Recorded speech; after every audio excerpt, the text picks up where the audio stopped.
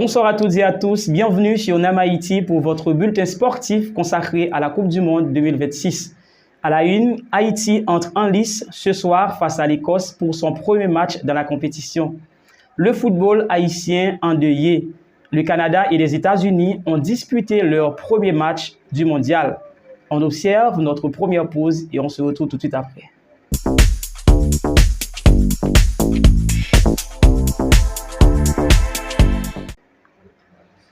De retour après la pause pour le développement des titres.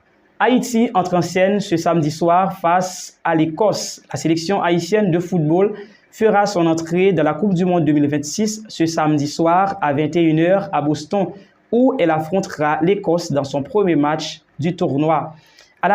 À la veille de cette rencontre, le sélectionneur national Sébastien Migné et Tessieux Gentil se sont présentés devant la presse. Ils ont notamment évoqué les ambitions des Grenadiers, l'état de préparation du groupe ainsi que l'intégration de Gavin Metusala, convoqué pour remplacer l'Everton Pierre, forfait en raison d'une blessure. Ce dernier, toutefois, restera malgré tout avec la sélection haïtienne tout au long de la compétition pour apporter son soutien à ses coéquipiers en dehors du terrain. Les Grenadiers ont également reçu vendredi la visite du Premier ministre haïtien et de plusieurs membres du gouvernement. Les autorités ont tenu à transmettre leur encouragement à l'équipe nationale avant cette entrée en lice. En guise de reconnaissance, les joueurs ont remis au chef du gouvernement un maillot officiel signé par l'ensemble de l'effectif. Il est à rappeler qu'à quelques jours de son entrée en compétition, la sélection haïtienne avait été contrainte de modifier son maillot officiel après une demande de la FIFA. L'instance dirigeante du football mondial estimait que les illustrations représentant les héros de la bataille de Vertières ne respectaient pas ces règles de neutralité. Après les ajustements réalisés par l'équipementier Saïta, le nouveau design a finalement été approuvé et autorisé pour la compétition. Le football haïtien en deuil. L'actualité est également marquée par la disparition de deux figures du football haïtien. Gérina Faubert, ancienne joueuse emblématique du club Tigresse et pionnière du football féminin en Haïti, est décédée à l'âge de 64 ans. Ernst Beauvais, dit Mien, ancien responsable des équipements des sélections nationales pendant plus de 20 ans, s'est également éteint récemment. Deux pertes importantes pour la famille du football haïtien. Autre information, le Canada tenu en échec. Dans le groupe B, le Canada et la Bosnie-Herzégovine se sont neutralisés d'un but partout.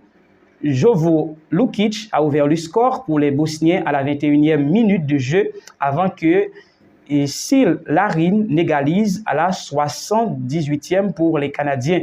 Ce résultat pourrait permettre à la Suisse ou au Qatar de prendre seuls les commandes du groupe à l'issue de la première journée. Les États-Unis frappent fort pour son entrée dans la compétition. Dans le groupe D, les États-Unis ont parfaitement lancé leur campagne mondiale en dominant largement le Paraguay 4-1.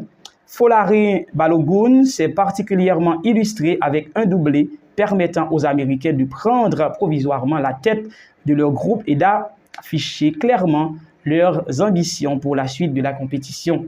Au programme aujourd'hui, dans le groupe B, le Qatar jouera face à la Suisse. Dans le groupe C, le Brésil affrontera le Maroc sans Neymar et Haïti défiera l'Écosse. Et pour terminer, dans le groupe D, Australie affrontera la Turquie de Arda Güler. Et enfin, l'Angleterre est déjà secouée avant son entrée en Coupe du Monde face à la Croatie.